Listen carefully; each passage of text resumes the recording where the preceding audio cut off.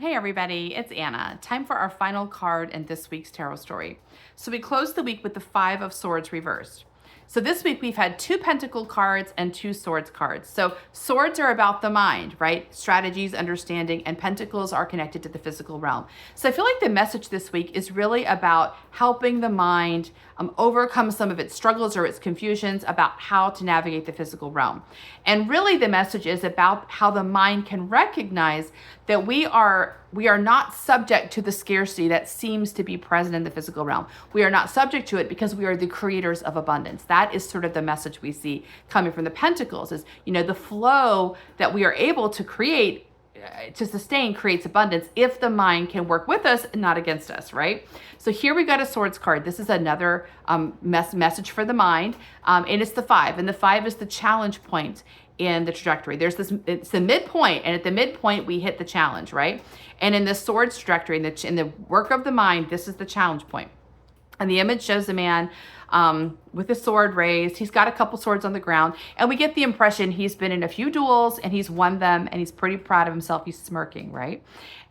So I've always described this as the guy on the seashore. And I think that now that I look at it, I'm not sure that's true. But the reason I think of it that way is in the Swords trajectory, you see the sea showing up a lot. And that's because the sea represents the intuition, right? And so when the mind is going through its work, its journey, there's always the water there, which is the intuition, the partner of the intuition saying, hey, let me help you, right? That's sort of the saving grace for the mind. It's like, you don't have to do this by yourself. You don't have to figure this out in a logical way. You learn to talk to your partner, trust your partner and everything, and follow that genius. That's what rescues the mind from its dilemmas.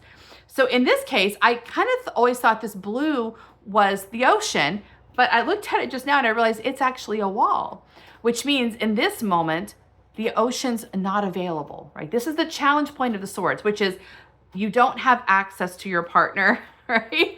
And so, you can go without your partner or you can do something else. And to me, the meeting of the challenge is actually these two people who are walking away.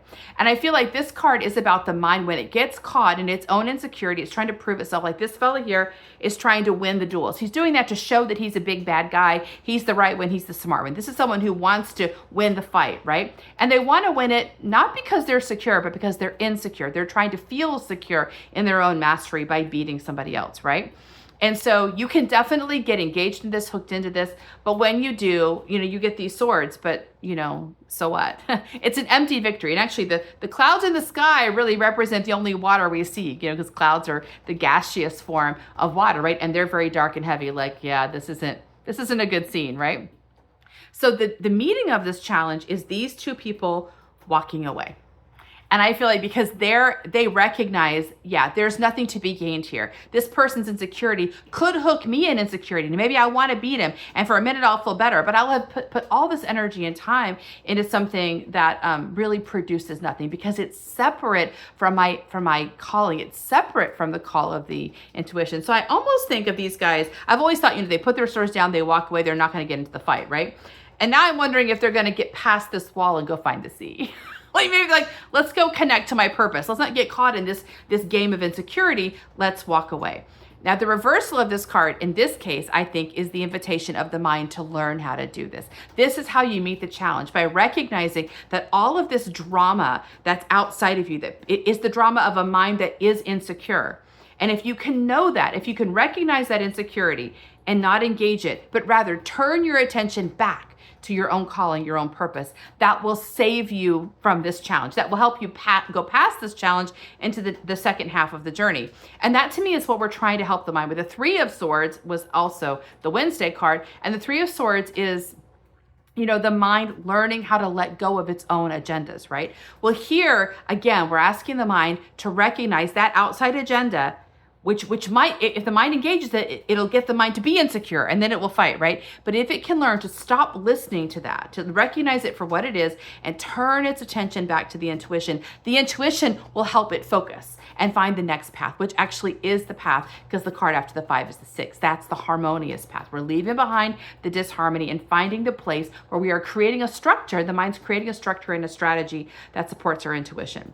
So consider like where your mind you might discover your mind's been getting caught in debates and explaining itself in whatever the outside, trying to address an outside authority, what it perceives as an outside authority, helping the mind realize that outside authority is a false authority. Well, for my followers, right? I mean, for people who are linear or mind intuitives, actually an outside authority makes more sense.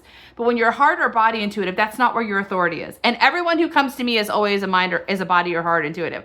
That means if you're drawn to what I'm saying, probably that's not your authority. And we want the mind to be able to focus, to realize that's not where my authority is. That's not where my genius is. The genius is internal, and getting the mind to release its attention from that outside and turn it inward, where it can reclaim that partnership with the intuition. So I feel like that's kind of the ongoing challenge of the mind this week, is learning how to trust, to develop that relationship with the intuition, to trust it and to deepen it, and also to choose that path over getting distracted by the drama around it. That's our final card. See you next time. Bye.